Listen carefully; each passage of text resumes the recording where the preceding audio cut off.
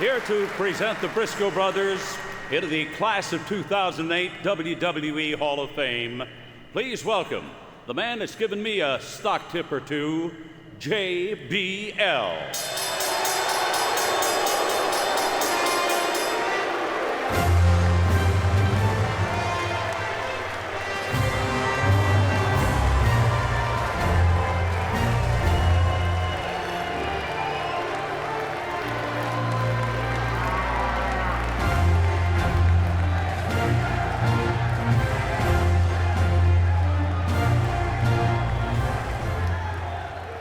Well, enough of the lovey-dovey stuff. I have no redeeming qualities other than the fact that I am richer than all of you. And the two guys that I'm going to induct have none either, except for the fact that they have kicked more ass, drank more beer, and terrorized more of the boys and put more people in seats than anybody in the history of professional wrestling. Gerry and Jack Brisco were standing outside earlier, and I told them, I said, Gerry and Jack, I said, it's not a cigar store. Come on inside. You don't have to stand at the door. It's the Hall of Fame, and you're going in. Gerry hired me about 13 years ago in Bethlehem, Pennsylvania. Gerry was supposed to be in my last wedding. His boy made the state championship here in Florida. He couldn't make it, but Gerry has assured me that he will make the next 2 or 3 weddings that I have. You might ask why a Texan cowboy would induct a couple of Oklahoma Indians. Well, the fact of the matter is this. My great-great-grandfather was the famous Chief Slap-a-Hoe.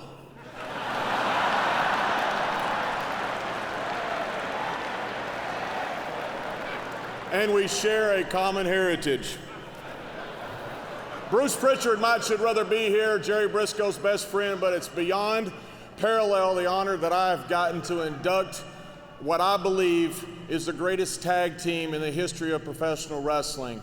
No offense to any brother tag team, no offense to the Funks, no offense to the Steiners, to Harlem Heat, to the Simpsons, to the Von Erichs, but the greatest brother tag team of all time has to be these two. And I would argue that with 20 tag team championships in over 2 decades, the only team to hold the junior heavyweight championship, the world heavyweight championship, and the world tag team championship 3 times. I would argue that on July 20th, 1973, when Jack first won a world championship from the legendary Harley race, that over the next 10 years, the Briscos owned this business. I would argue, and I make my statement, that with the Road Warriors, with D-Generation X, with the Dudleys, even the APA, I would argue that this is the greatest tag team, the greatest team of all time. One of the greatest amateur teams. I want you to get this. In 1965, Jack Brisco, as a junior at Oklahoma State University, did not have 1 point taken on him the entire season. Jack Brisco was not taken down his entire junior year, on his way to his 2nd All-American, on his way to his NCAA championship, the first Native American in collegiate sports history to do so. Jack Brisco, if it hadn't been for his wife and 2 kids needing to make money, despite the fact their mother brought up 6 children working as a waitress in Stillwater, Oklahoma, turned pro because he needed to, he would have gone down as the greatest amateur of all time. His brother Gerry followed in his footsteps 3 years later. Gerry, an all-century performer at Stillwater, Oklahoma. Gerry, an all-state performer, a 3-time varsity letterman at Oklahoma State. Gerry left college early because he too needed to make money.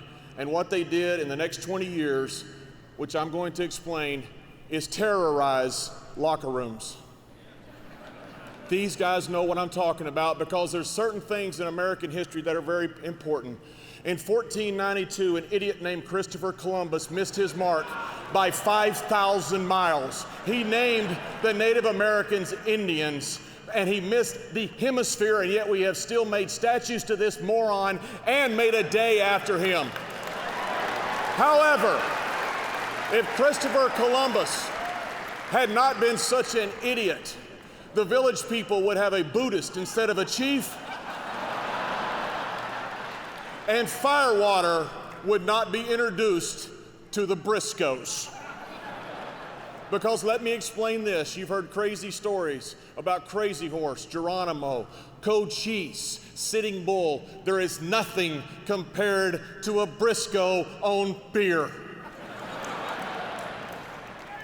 I personally have been stretched 50 different times. Bruce Pritchard has been stretched 4,000. The list goes on and on. Stone Cold Steve Austin, chicken wing suplexed in Dubai in front of only about 300 people on a stadium floor. Shawn Michaels, Vader, all stretched by the Briscos.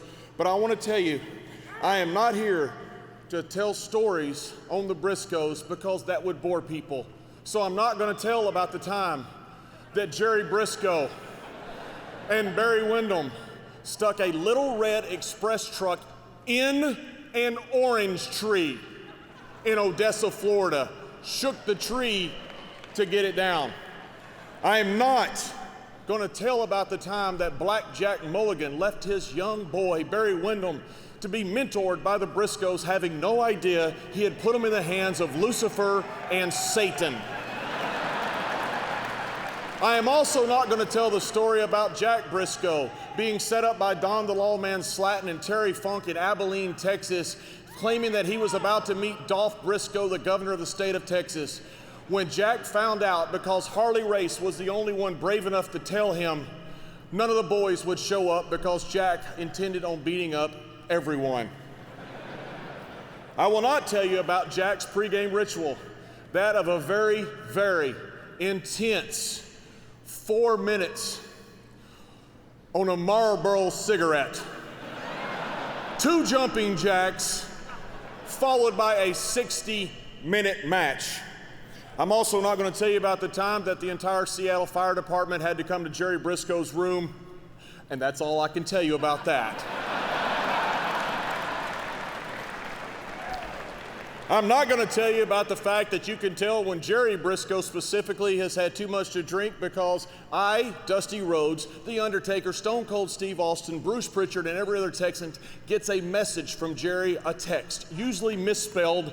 It has 2 words. It has Texan followed by a female anatomical term that I cannot repeat right here. Through all of this, I want to say, the white man kept only one promise to the red man, and that was, we're going to take all your land. You see, Manhattan happened to take place because the Native Americans sold it for a bag of Smiths and a bunch of shiny beads. Gerry Brisco's father, his grandfather, sold their land saying they would make millions. Gerry and Jack get a check to this day from our honest and not corrupt government of around $12.38. However, that has all changed because you see, in 1983, the red man finally got his comeuppance. You see, in 1983, Gerry and Jack sold Georgia Championship Wrestling to Vincent Kennedy McMahon.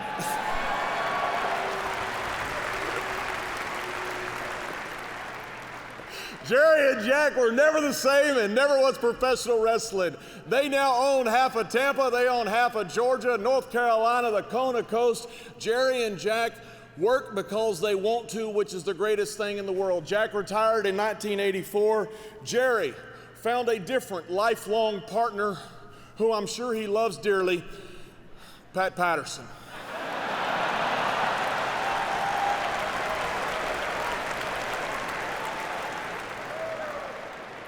Gerry and Pat set the all-time wrestling quarter-hour record when Raw was unopposed against WCW of all time.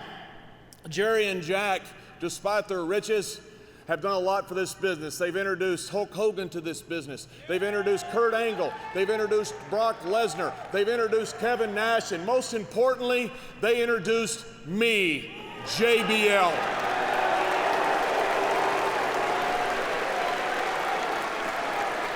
And I have a feeling I'm about to be like Custard at Little Bighorn when these two Indians come out, so I'm just gonna say bingo now because I told them I wouldn't say it.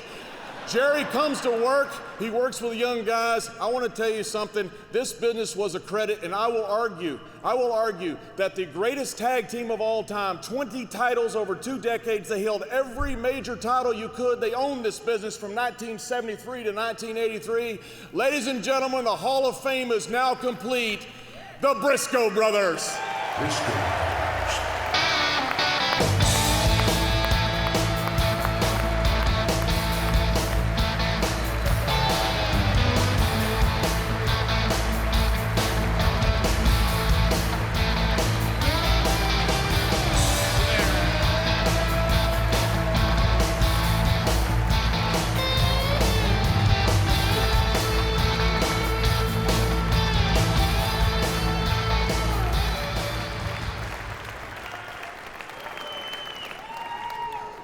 Thank you all very much. Growing up in Oklahoma, I had a dream of becoming a professional wrestler and to team up with my brother Gerry. There were 2 men that was the inspiration for this dream, the great Danny Hodge and the incredible Lou Thez. It's been a thrill to live out my boyhood dreams. And looking back, there was a lot of guys that helped make these dreams come true. And I want to thank all these great stars. Men like Eddie Graham, Chief Jay Strongbow, Buddy Colt, Paul Jones, Killer Carl Cox, Johnny Valentine, Wahoo McDaniel, Roddy Piper, Ric Flair, the Road Warriors, Harley Race, Gene Kiniski, Black Jack Lanza, Jose Lothario, Ricky Steamboat, and Jay Youngblood. 2 guys we spent a lot of time in the ring with, Dory Funk Jr. and Terry Funk. We will always be grateful to these great legends. I want to thank the WWE for this great honor tonight. I want to thank my brother Gerry for always being in my corner and always having my back. I want to thank my wonderful wife, Jan, for all the years of support, and thank all of you for sharing this wonderful night.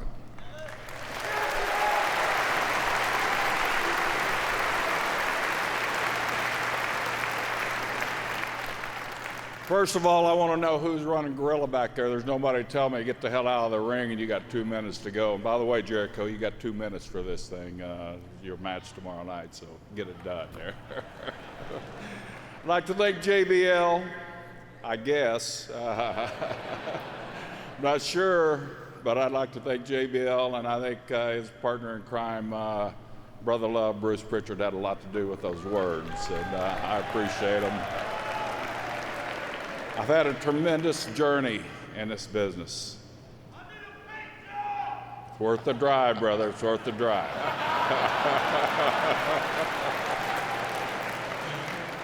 But I'd like to thank some special people. I'd like to thank my 2 sons, Wes and Joe, and I'd like them to stand up. Ladies and gentlemen, the next 2 Brisco brothers right there. Yeah. I'd like to thank my wonderful wife, Barbara, my brothers, my sisters, my family that's here tonight, great people from Oklahoma State that's here tonight. I know you're up here somewhere. I'd like to thank you for being here. I'd like to thank a lot of people. I've had the privilege of working in this business for 40 years now. I've worked for some of the greatest promoters in the world. Started off in Australia working for the great legendary Jim Barnett. Jim Barnett saw something in the Briscoes, saw something that he liked. Well, anyway, he saw something, some talent in the ring that he liked. And he gave us an opportunity. He gave us an opportunity to express ourselves. He gave us an opportunity to go out and not only perform in front of wonderful fans, but he gave us an opportunity to speak our voice, and told us at an early age, if you're going to get anywhere in this business, boy, you better speak up. And those young guys out there that know me know I speak up. And I'd like to thank Jim Crockett Sr., great promoter in Mid-Atlantic Wrestling. They gave me my first opportunity to bust out on my own. Won the Eastern United States Championship there. I won the Mid-Atlantic Championship there. I won them 3 times. I believe I'm still the only person that ever has done that. Probably the only one because it doesn't exist anymore. I'd like to thank Eddie Graham, who was one of Eddie Graham gave my brother and I a chance to see this business on both sides. Eddie Graham gave my brother and I an opportunity to invest in Florida Championship Wrestling, to learn how to be a businessman, to learn not only how to conduct yourself inside the ring, but conduct yourself outside the ring. Eddie Graham was a strong believer in you give back to the community. You give the people back what they give you. And the people gave me a tremendous amount. Through the years, my brother and I, here in the state of Florida and other states across this great country of ours, have gone to numerous high schools, universities, clubs, and shared our expertise in amateur wrestling. Put on countless clubs, sponsored countless young men to camps across the entire world. That's something that we're very proud of. Currently working now with a high school in Tampa, Florida, Sickles High School, Go Griffins, and the Guardian Wrestling Club that we recently crowned 2 state champions. I'm very proud of my young man. He's a young man from 6 years old to 12 years old. I take great pride of working with these young men, take great pride of being a part of their lives because they want to listen, they want to absorb, they want to know your knowledge. My brother and I grew up in a small place in Oklahoma, proud of our Native American heritage.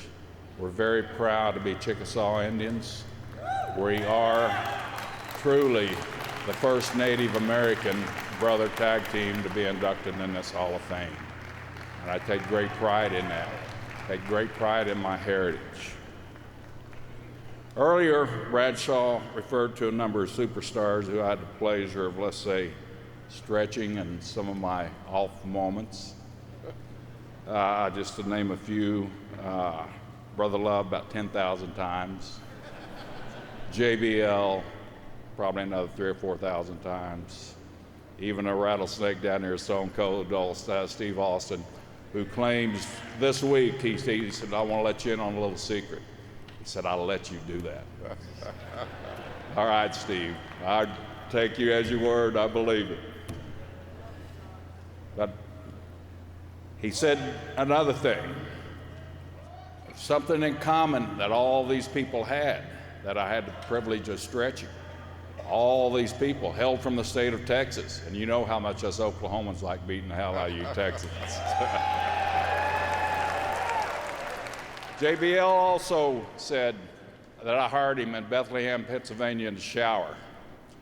You know what I found out then? I found out the myth about Texas, that everything in Texas isn't always bigger.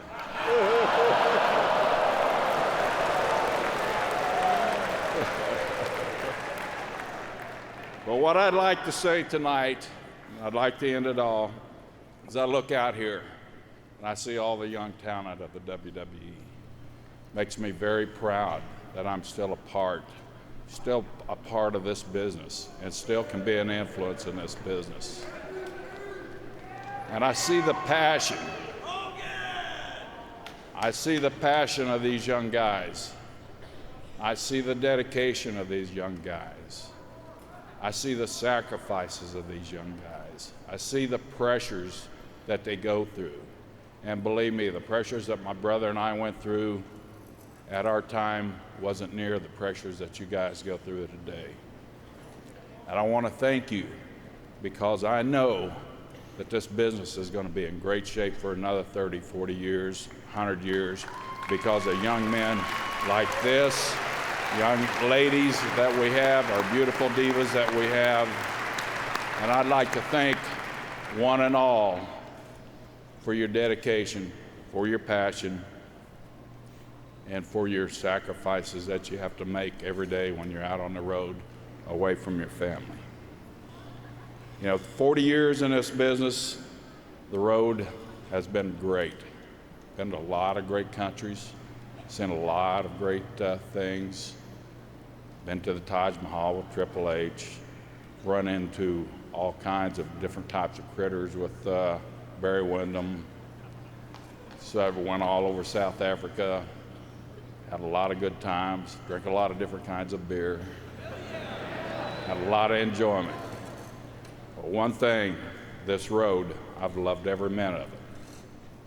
Although the road has been very long, sometimes bumpy, sometimes through a little curve, sometimes along a few detours, I want to let you know, it's worth the drive, baby.